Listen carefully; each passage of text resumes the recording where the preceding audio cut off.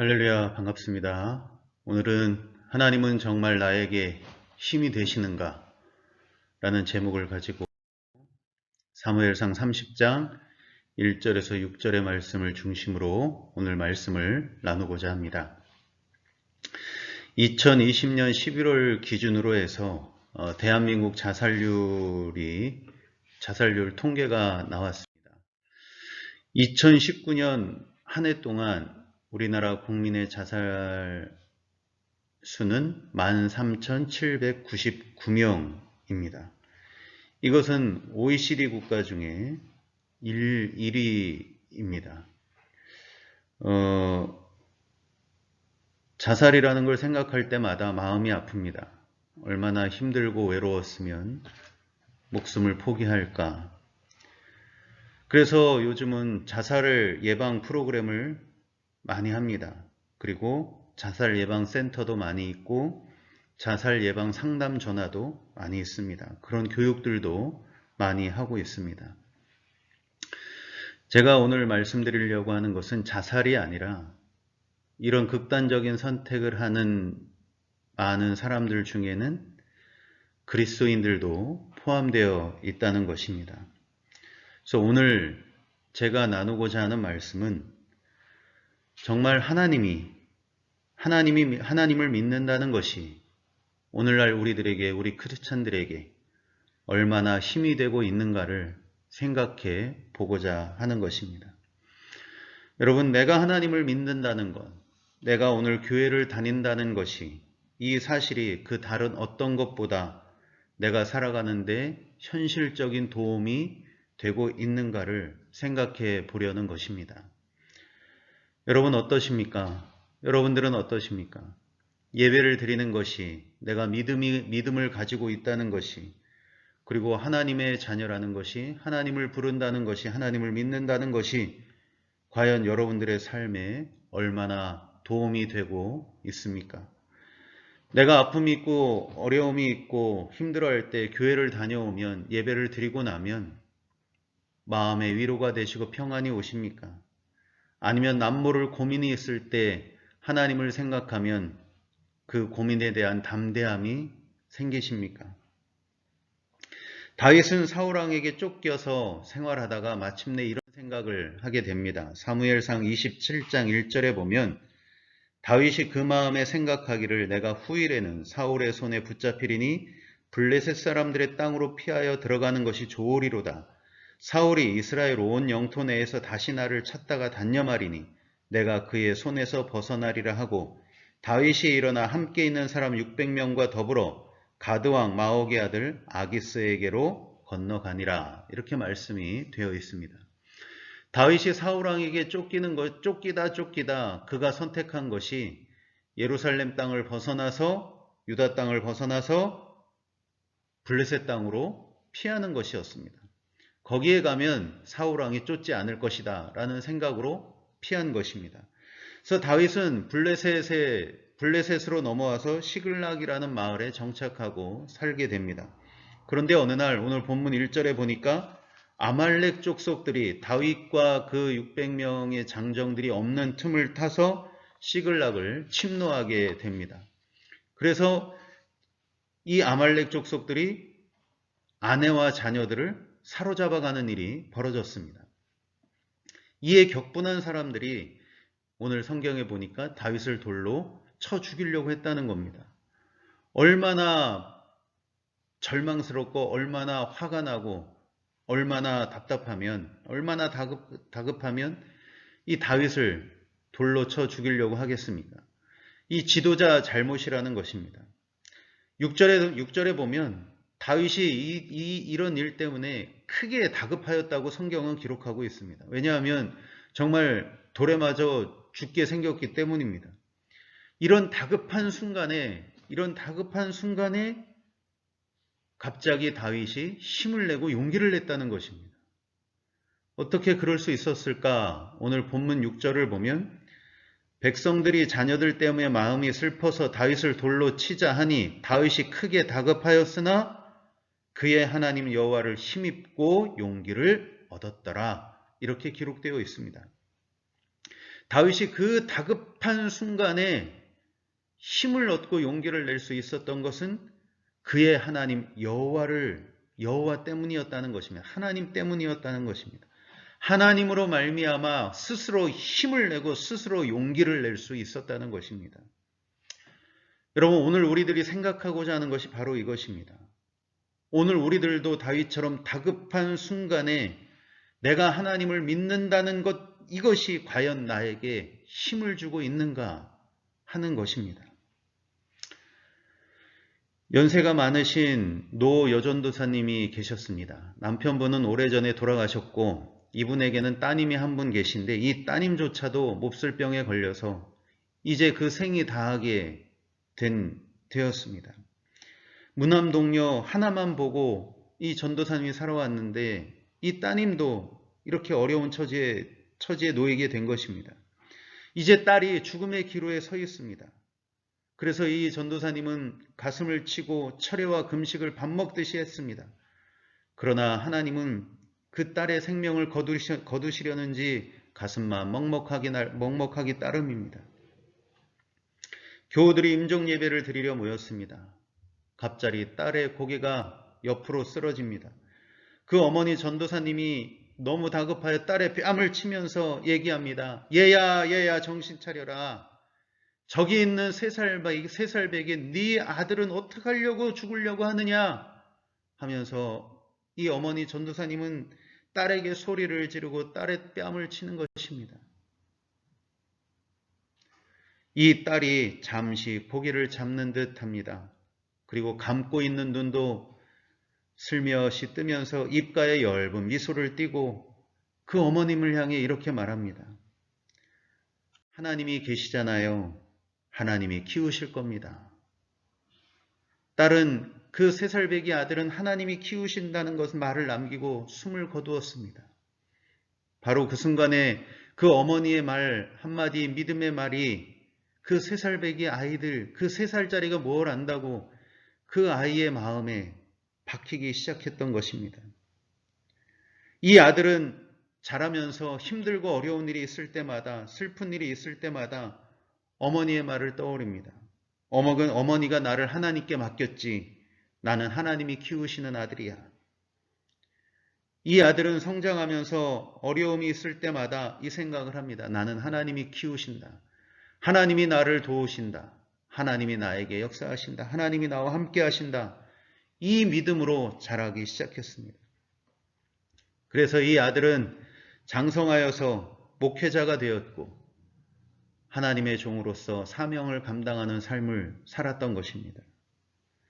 여러분, 오늘 우리들에게 필요한 것이 바로 이것입니다. 하나님은, 예수님은 오늘도 우리에게 그런 분이시라는 것을 믿는 것입니다. 하나님은 나에게, 우리들에게 바로 그런 분이시라는 것을, 나를 인도하시고 나를 도우시며 나를 위해 피할 길을 예비하시고 나와 함께 하시는, 나를 키우시는, 나를 인도하시는 그런 분이시라는 것을 내가 믿고 사는 것, 이것이 오늘 우리들에게 필요한 것입니다. 우리 하나님은 때를 따라 돕는 은혜를 주시며 우리의 인생살이의 주관자가 되시는, 우리의 삶의 주관자가 되시는 하나님이시라는 것입니다. 어떤 집사님이 계셨습니다. 이분은 해병대 출신이십니다. 얼마나 건강하지? 이분은 겨울에 추워본 적이 없다는 겁니다. 겨울에 시원해 본 적은 있지만 추워본 적은 없다는 겁니다. 배짱도 대단한 분입니다. 그런데 어느 날 이분이 일 때문에 늦은 밤에 안동에서 포항까지 운전을 해서 갈 일이 생긴 것입니다. 청송 쪽으로 가는데 1시간, 2시간, 3시간, 새벽이 되니까 차가 없습니다. 혼자 길을 가는 겁니다. 그런데 큰 산을 하나 넘는데 그 산이 어떤 산이냐 하면 6.25 때 그 산에서 수많은 사람들이 죽었다는 바로 그 산을 넘어가고 있는 것입니다. 근데 하필 그때 비가 내립니다. 천둥번개가 칩니다. 혼자서 그 산을 넘습니다. 그런데 그 순간 그 해병대 집사님 마음에 드는 생각이 딱 있었습니다. 뭐냐? 귀신. 딱 이 마음이 드는 순간 벌써 눈이 그 운전대 위에 있는 그 백밀러 쪽으로 딱 갑니다. 백밀러를 보는 순간 뭔가 뒤에 자기 뒤에 무언가가 자리를 잡은 것 같은 것입니다. 아하, 왔구나. 그러면서 핸들이 잡히자 핸들이 덜덜덜덜덜덜 핸들 잡은 손이 떨리고 다리가 후들후들 떨리고 힘이 안 들어가고 막 이 귀신이 어떻게 할 것 같고 해병대긴 해병대인데 힘을 못 쓰고 있습니다. 이거 큰일 났구나. 이거 어떡하나. 이 갈 길은 뭔데 어떡하나. 차를 세워야 되나 도망가야 되나 이거 어떡해야 되나. 그러다 문득 낮에 들었던 설교 테이프이 생각이 나는 것입니다. 그래서 이 집사님이 안 되겠다. 이거라도 틀어야겠다 하고 그 설교 테이프를 딱 틀었는데 그 설교 테이프에 틀자마자 그 설교 테이프에서 나오는 목사님의 말씀이 뭐였냐면 여러분 믿으십니까? 바로 이 말이었습니다. 여러분 믿으십니까? 이 말이 테이프 틀자마자 나온 것입니다. 그러니까 이 집사님이 어떻게 했겠습니까? 아멘 믿습니다. 주여 믿습니다. 그 차 안에서 있는 목소리를 높이며 주여 아멘 믿습니다. 믿습니다. 혼자 부흥회를 하는 것입니다. 그렇게 한참 하고 났는데 왠지 모르게 그 마음속에 용기가 생기더라는 것입니다. 귀신 까짓 거 올 테면 와봐라. 올 테면 와봐라. 내가 예수의 이름으로 내가 물리쳐주마 하고 용기가 생기더라는 것입니다. 그래서 담대한 마음으로 뒤를 확 돌아봤더니 아무도 없더라는 것이죠. 여러분 이런 것처럼 우리가 하나님을 믿을 때 정말 우리가 하나님을 전심으로 믿을 때 우리 안에서 변화가 일어나는 것입니다. 내 삶이 변화하기 전에 우리 안에서 내 마음에서 내 생각에서 내 언행에서 말에서 변화가 일어난다는 것입니다. 여러분 하나님을 믿으면 우리의 마음이 달라집니다. 로마서 10장에 보면 사람이 마음으로 믿어 의에 이르고 입으로 신하여 구원에 이르느니라 하셨습니다. 마음으로 믿는 것입니다. 마음으로 믿으면 그 마음에 하나님께서 그 마음에 하나님의 역사가 일어난다는 것입니다. 우리 마음 먹기에 달렸다는 말이 있습니다. 바로 그런 역사가 믿음으로 일어난다는 것입니다. 마음에서 하나님을 믿는 믿음으로 역사가 일어난다는 것입니다. 그 다음 또 어디서 일어날까요? 우리의 생각에서 일어납니다. 마가복음 5장에 보면 12해를 혈루증으로 앓던 여인이 예수님을 보게 됩니다. 그래서 이 여인이 무리 가운데 끼어 들어가서 그 몰래 예수님 뒤에서 예수님의 옷가에 손을 댑니다. 그런데 그 옷가에 손을 댈 때 이 여인이 무슨 마음으로 손을 댔냐 하면 이는 내가 그의 옷에만 손을 대어도 구원을 받으리라 생각함일러라. 여러분 우리 생각이 은혜를 받아야 되는 줄로 믿습니다. 여러분 부정적인 생각, 절망적인 생각이 얼마나 많습니까? 그러나 우리의 생각에 믿음이 들어오면 생각에 구원이 일어나고 생각으로 말미암아 우리들에게 하나님이 주시는 믿음의 역사가 일어나게 된다는 것입니다. 여러분 우리 마음 믿음으로 말미암아 우리의 마음이 은혜를 받아야 되고 믿음으로 말미암아 우리의 생각이 은혜를 받아야 되는 줄로 믿습니다. 그 다음 어디서 일어날까요? 하루는 귀신 들린 아들을 둔 아버지가 예수님을 찾아옵니다. 내 아들 좀 고쳐주십시오. 그러면서 이 아버지가 예수님께 이렇게 말합니다. 귀신이 그를 죽이려고 불과 물에 자주 던졌나이다. 그러나 무엇을 하실 수 있거든 우리를 불쌍히 여기서 도와주십시오 라고 말합니다. 이때 예수님께서 그 아버지에게 이렇게 말씀하십니다. 예수께서 이르시되 할 수 있거든이 무슨 말이냐? 믿는 자에게는 능히 하지 못할 일이 없느니라 하시니 할 수 있거든이 무슨 말이냐? 예수님께서 그 아버지에게 믿는 자는 말을 그렇게 해서는 안 된다. 할 수 있거든이 무슨 말이냐? 믿는 자에게는 능히 하지 못할 일이 없느니라 하시는 것입니다. 여러분 믿음은 우리에게 말의 은혜를 주는 것입니다. 그래서 아까 조금 전에 로마서 10장 10절의 말씀 사람이 마음으로 믿어 의에 이르고 입으로 시인하여 구원에 이르느니라 이렇게 말씀하고 있는 것입니다. 여러분 하나님이 우리의 삶에 개입하시고 역사하시고 그 하나님이 우리의 인생에 도움이 되시는가? 그것은 내 마음에, 내 생각에, 내 입술에 믿음의 은혜를 받을 때 우리의 하나님께서 내 삶에 계심을 확인할 수 있다는 것입니다. 그런데 여러분, 사단도 악한 영도 이렇게 파고든다는 걸 알아야 됩니다. 여러분, 이 사단도 믿음이 우리의 마음과 생각과 입에 역사하는 것처럼 이 사단도 우리의 마음을 통해, 생각을 통해, 입을 통해 우리 안으로 들어온다는 것을 우리는 잊으면 안 되겠습니다. 그래서 우리는 믿음으로 우리의 마음이 힘을 얻어야 되고 우리의 생각이 바뀌어야 되고 우리의 말이 바뀌어야 되는 줄로 믿습니다. 그렇다면 다윗은 어떻게 이런 믿음을 가지게 되었을까요? 지난주 다윗과 골리앗을 살펴보았습니다. 이때 골리앗과 싸우러 나가기 전에 다윗과 사울 왕이 만나서 얘기하는 장면을 말씀드린 적이 있습니다. 그때 사울 왕이 다윗에게 이런 말을 합니다. 사울이 다윗에게 이르되 내가 가서 저 블레셋 사람과 싸울 수 없으리니 너는 소년이요 그는 어려서부터 용사라 이렇게 말합니다. 그랬더니 다윗이 그 말을 듣고 이렇게 말하죠. 또 다윗이 이르되 여호와께서 나를 사자의 발톱과 곰의 발톱에서 건져내셨은즉 나를 이 블레셋 사람의 손에서도 건져내시리이다 라고 말씀합니다. 여러분 여기서 사울왕과 다윗의 차이가 무엇입니까? 누구를 바라보느냐, 어디를 바라보느냐, 바로 시선 처리에 있었다는 것입니다. 사울왕은 골리앗을 바라보고 있습니다. 골리앗을 향해 그의 시선이 가 있습니다. 그러나 다윗은 하나님을 바라보고 있습니다. 하나님께서 나를 건져주실 것입니다. 하나님을 바라보고 있습니다. 보는 것이 기준이요 보는 것이 수준이 되는 것입니다. 청소년들이 왜 그렇게 연예인이 되고 싶어 합니까? 그들의 삶을 자꾸 보고 듣고 하기 때문에 그런 것입니다. 골리앗을 바라본 사울왕의 기준은 골리앗입니다. 그리고 사울왕의 수준도 골리앗입니다. 같은 수준으로 어떻게 이길 수 있겠습니까? 그러나 다윗은 골리앗보다 더 크신 하나님을 바라봅니다. 다윗의 수준 역시 하나님입니다. 그래서 그는 하나님의 수준에 있기 때문에 그는 골리앗을 이길 수 있었던 것입니다.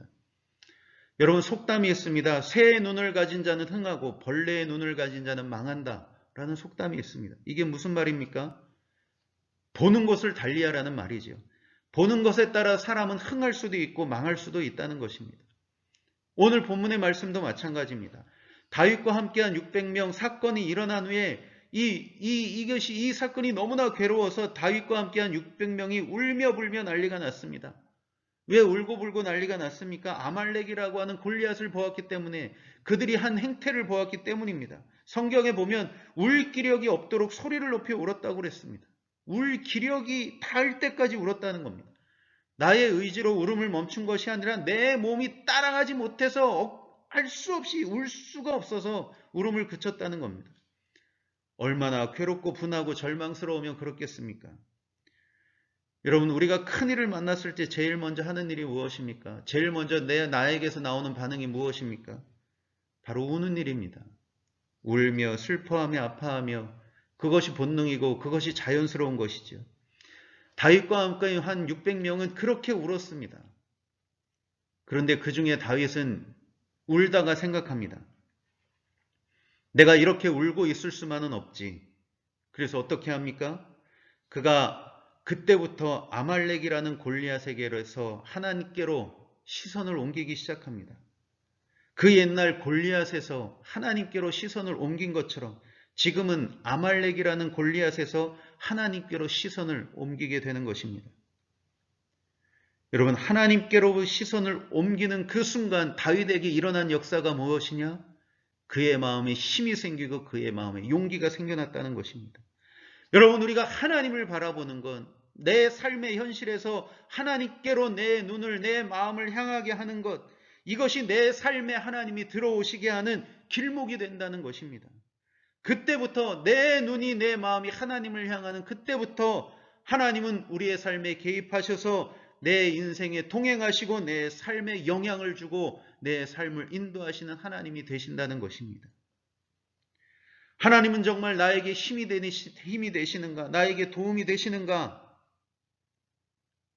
이것은 내가 지금 어디를 향해 내 마음을 두고 있는가? 여기에 달려 있는 것입니다. 믿음의 주요 또 온전하게 하시는 이인 예수를 바라보자. 여러분, 바라본다는 게 무엇입니까?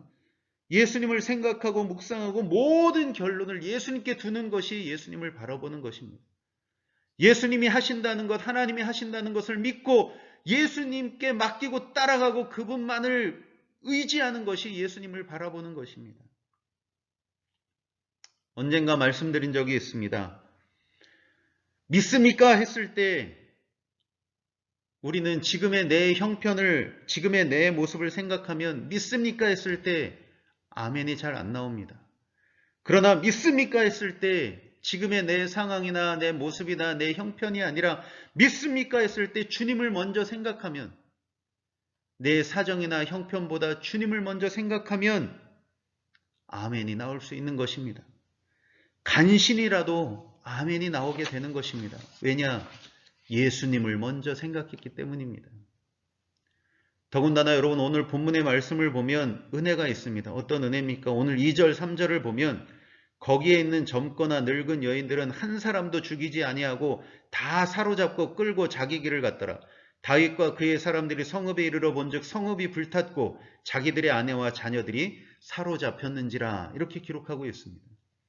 여러분, 사로잡혔다는 겁니다. 죽지 않고 살아있다는 것입니다. 여러분, 이것이 얼마나 큰 은혜입니까? 만약에 다 죽였다 이러면 방법이 없는 거 아니겠습니까? 기회가 없는 거 아니겠습니까? 그러나 그들은 사로잡혀 있다. 아직 살아있다는 것입니다. 이것은 무슨 말이겠습니까? 아직 기회가 있고 가능성이 있다는 말입니다. 그래서 여러분, 하나님 안에는 늘 기회가 있고 가능성이 있고 소망이 있는 것입니다. 그래서 우리가 하나님을 바라보고 하나님께 나아가면 하나님께서 길을 여신다는 것입니다. 중요한 것은 오늘 나는 그런 하나님을 믿고 있느냐 하는 것입니다. 나는 그 하나님을 믿고 있느냐. 세상 사람들과 우리의 가장 큰 차이는 그들은 앞날을, 인생을 알고 가길 원하고 우리는 우리의 인생을 믿고 가기를 원한다는 것입니다. 보통 사람들은 내일을 모른다는 것에 두려워합니다. 그러나 우리들은 믿지 못한다는 것을 두려워하는 사람들입니다. 여러분, 앞날은 누구도 모릅니다. 어차피 모릅니다. 어차피 모르는 것에 마음을 두지 말고 우리를 인도하시는 그 하나님께 우리의 마음을 두어야 하는 것입니다. 우리는 인생을 알고 사는 사람들이 아닙니다. 우리는 우리의 인생을 맡기고 믿고 사는 사람들입니다. 하나님은 우리의 아버지십니다. 우리의 삶의 주인이십니다. 하나님을 바라봐야 됩니다. 예수님을 바라봐야 됩니다. 바라보며 나아갈 때 우리는 다윗처럼 길이 열릴 것이고 다윗처럼 다시 회복할 수 있는 은혜가 있게 될 것입니다. 믿고 사는, 하나님을 믿고 살아서 정말 하나님을 믿는 것이 하나님이 나에게 그 믿음이 내 인생에 큰 영향을 주는구나를 경험하며 사는 저와 여러분들이 되기를 예수님의 이름으로 축복합니다.